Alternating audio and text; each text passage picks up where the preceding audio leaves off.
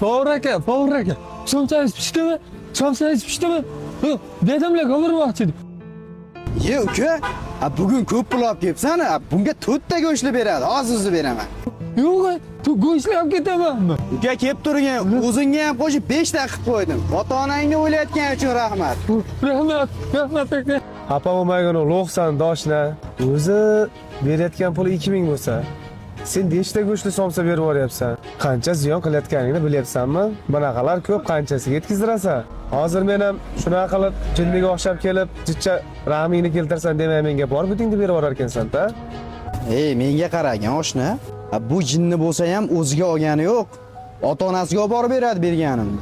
Sen soppa-soqsan, seni aqling rosa, har kuni o'rtoqlaring bilan 5 barmoq qaziqardalarga borishni bilasan.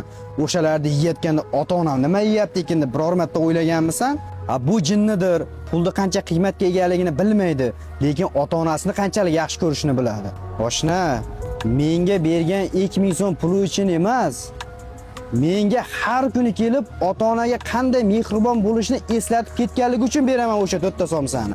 Ba'zida o'ylab qolaman, aslida jinni umikin yoki bizmikin deb. Sen bilan biz aqli rasomiz pulni qadr qimmatini bilamiz. Lekin ota-onamizni qadr qimmatini bilmaydigan jinnini yo'q bo'lgan insonlarmiz.